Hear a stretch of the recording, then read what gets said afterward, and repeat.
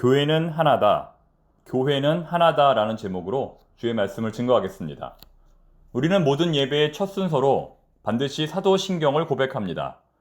사도신경은 신앙의 주체로서 우리 기독교인들이 구체적으로 무엇을 믿는지 정리해 놓은 아주 중요한 기도문입니다. 사도신경에는 거룩한 공교회라는 고백이 들어 있습니다. 나는 성령을 믿으며 거룩한 공교회와 성도의 교제와 죄를 용서받는 것과 몸의 부활과 영생을 믿습니다. 거룩한 공교회, 영어로 말하면 The Holy Catholic Church입니다.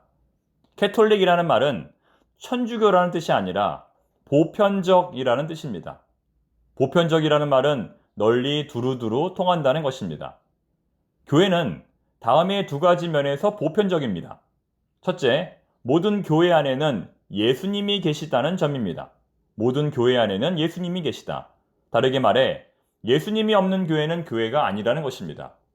아무리 웅장하고 화려한 건물이라 할지라도 그곳에 예수님이 계시지 않는다면 그것은 교회가 아닙니다. 더 구체적으로 말하면 주는 그리스도시요 살아계신 하나님의 아들입니다라는 베드로의 신앙 고백 위에 교회가 세워진 것입니다. 둘째, 이 땅의 모든 교회는 예수님을 머리로 하여 한 몸을 이루고 있다는 점입니다. 예수님을 머리로 하여 한 지체를 이루고 있다는 점입니다. 개별 교회는 특정 교단과 교파에 속하기도 하고 특정한 목적을 가지기도 하며 어떤 지역이 한정되기도 하지만 모두 하나의 보편 교회에 속한다는 것입니다. 교회의 이름이 다르고 교단도 다르고 위치가 다르다 할지라도 예수님을 주님으로 고백하는 이 땅의 모든 교회는 예수님의 몸의 일부라는 것입니다. 이러한 내용으로 제1차 콘스탄티노플 공의회에서 정리한 교회의 정의는 다음과 같습니다. 우리는 하나이며 거룩하고 보편적인 사도적 교회를 믿는다. 여러분, 이것이 바로 우리가 사도신경으로 고백하는 The Holy Catholic Church, 거룩한 공교회라는 의미입니다.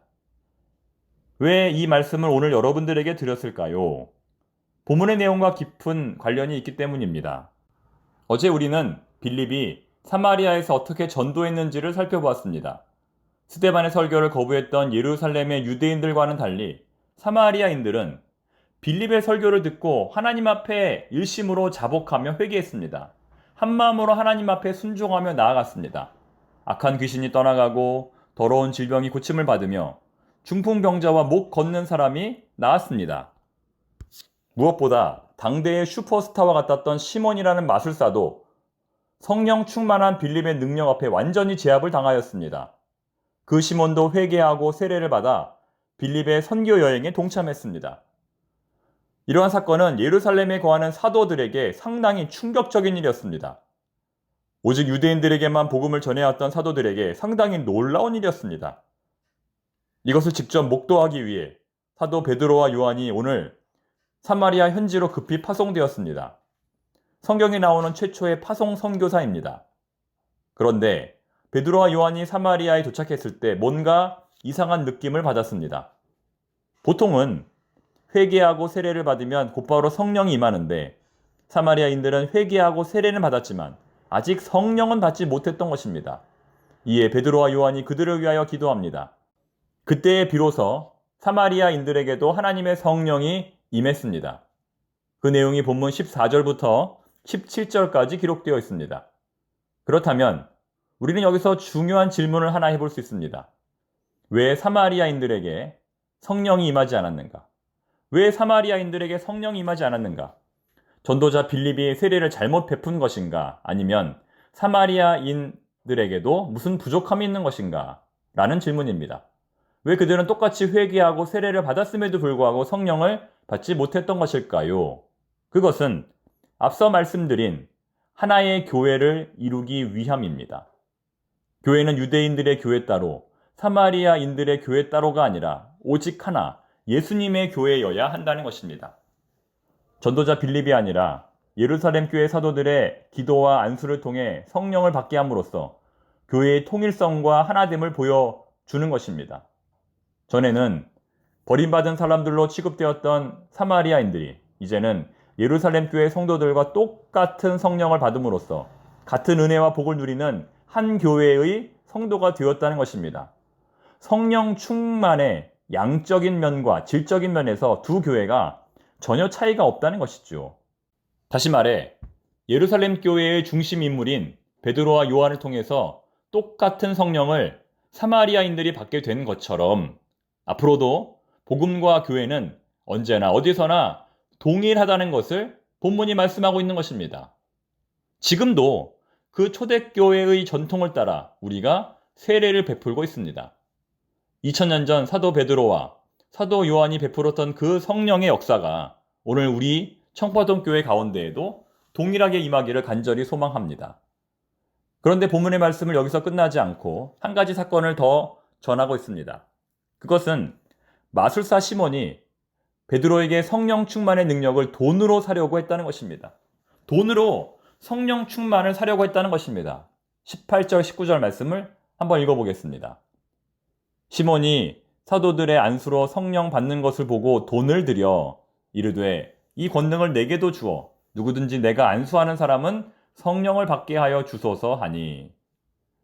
이것은 시몬이 가지고 있는 황금 만능주의 사상을 보여주는 것입니다. 그는 무엇이든지 돈만 있으면 가능하다고 생각했던 것입니다.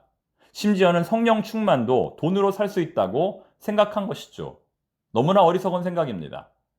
이러한 시몬은 하나님의 선물인 성령을 일종의 마술로 오해했고 그것을 통하여 더 많은 부귀와 영화를 누리려고 했던 것입니다.